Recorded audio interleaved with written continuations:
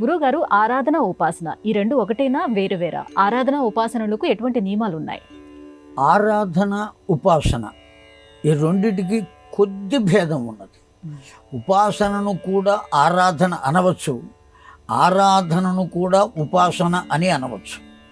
ఉపాసన అంటే అర్థం, ముందు వాటి భావం చెప్పుకుందాం.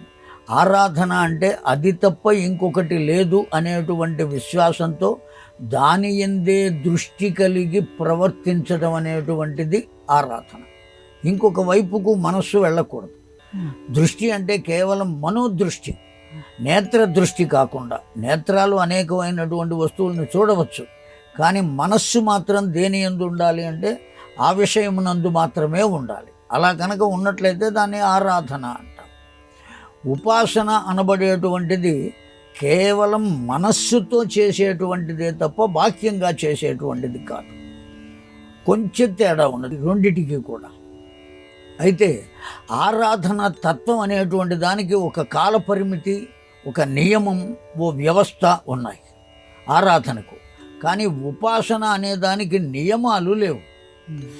నియమంతో ఉపాసన చేస్తే క్షిప్రమేవ ఫలమాప్నువంతి అన్నారు, వెంటనే ఫలితం కలుగుతుంది అని కూడా చెప్పారు. ఒకవేళ అలా కాకపోయినా ఉపాసన చేయవచ్చు. ఇప్పుడు మనమిద్దరం ఇక్కడ కూర్చుని మీరు ప్రశ్నలు అడుగుతున్నారు, నేను సమాధానం చెబుతున్నా. ఇప్పుడు నేను కూడా ఉపాసన చేస్తున్నా. ఎలా చేస్తున్నాను అంటే దాన్నే అజపా జపము అని అంటారు. అజపా జపం అంటే మనం బయట వ్యక్తులతో ఏది మాట్లాడుతున్నా, ఏం మాట్లాడుతున్నా మనస్సు మాత్రం భగవన్నామ స్మరణ చెయ్యటానికి అలవాటు చేయటం. మనస్సు దాని పని అది చేస్తూ ఉంటుంది, మనిషి మాట్లాడుతూ ఉంటాడు. కనుక ఈ మనస్సు ఈ మాట ఎందు ఉండదు. దేని ఎందు ఉంటుంది అంటే ఆ మంత్ర జపమునంటుంది. దాన్ని ఉపాసన అని అంటాం. అట్లా మనస్సుని ఎప్పుడైతే కట్టి ఉంచగలుగుతామో అది ఉపాసన అవుతుంది. మనస్సుని మనిషిని కూడా ఒకే చోట ఉంచి భగవత్ యోగం కనుక కలిగి ఉన్నట్లయితే దాన్ని ఆరాధన అని అంటాం. ఈ ఆరాధన విషయంలో మంత్రాలు ఉండవచ్చు, లేదా నామస్మరణ ఉండవచ్చు. ఇదేదీ కాకుండా ధ్యాననిష్ఠుడై కూర్చోవచ్చు. ధ్యానము అనేది కూడా ఆరాధన విషయంలో ఒకటి. కానీ ఉపాసనలో ధ్యానం ఉండదు, కేవలం మంత్ర జపం మాత్రమే ఉంటుంది. ఉపాసిస్తూ ఉంటాడు. ఒకేనొక ఆ మంత్రము యొక్క స్వరూపమే భగవంతుడిగా భావిస్తాడు. అతడికి ఆ భగవంతుడు ఇదిగో ఇలా ఉంటాడు, కన్ను, ముక్కు, చెవులు ఇలా ఉంటాయి, చేతిలో దండం ఉంటుంది, కోదండం ఉంటుంది, లేదా వేణువు ఉంటుంది, ఇటువంటి ఆలోచనలేవి ఉండవు. కేవలం ఆ మంత్రము యొక్క స్వరూపమే భగవంతుడు అనే భావనతో చేసేటువంటి తత్వము, అర్చన ఏదైతే ఉంటుందో దాన్ని ఉపాసన అని అంటాం. ఒక రూపాన్ని తెచ్చిపెట్టుకుని అక్కడ ఉంచుకుని, కొన్ని పూలు, కొన్ని సరంజామా ఇవన్నీ తెచ్చుకుని అక్కడ పెట్టుకుని మంత్రపూర్వకంగా అష్టోత్తర శతనామము, సహస్రనామార్చనము చేస్తూ ఉంటే ఈ విధంగా ఆరాధన చేస్తున్నాడు అని. ఈ ఆరాధన విషయంలో కూడా 3 రకాలైనవి. దాన్ని సేవ అని అంటాం. దీన్ని ఎలా ఆ స్థాన సేవ, అంగ సేవ, అర్చన సేవ, ఈ 3 కలిపి ఆరాధనగా చెప్పబడుతుంది.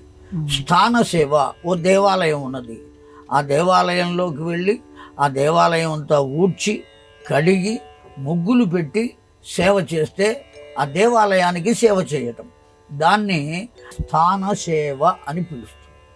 స్థాన సేవాపూర్వకమైన ఆరాధన. అంగసేవ, అంగసేవ అంటే అభిషేకం చేయటం, స్వామికి స్నానం చేయించటం, తుడవటం, బొట్టు కస్తూరి తిలకాన్ని దిద్దటం, ఇవన్నీ చేస్తే అంగసేవ. అర్చనా సేవ, అర్చనా సేవ అంటే అష్టోత్తర శతనామార్చన చేస్తూ మంత్రాలు చదువుతూ ఆ విధంగా ఇవన్నీ కలిపి ఆరాధన అవుతుంది. ఉపాసనకు వీటితో ఏ సంబంధం లేదు, వస్తు సంబంధం లేదు, కేవలం మనో సంబంధమైనటువంటి విషయం.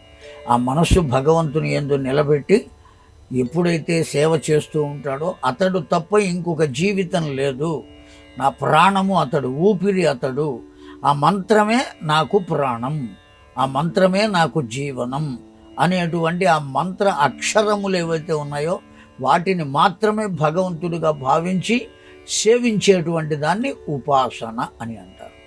వస్తు సముదాయంతో చేస్తే ఆరాధన, నిర్వస్తుపూర్వకమై మనోసాధనగా చేస్తే దాన్ని ఉపాసన అని అంటాం.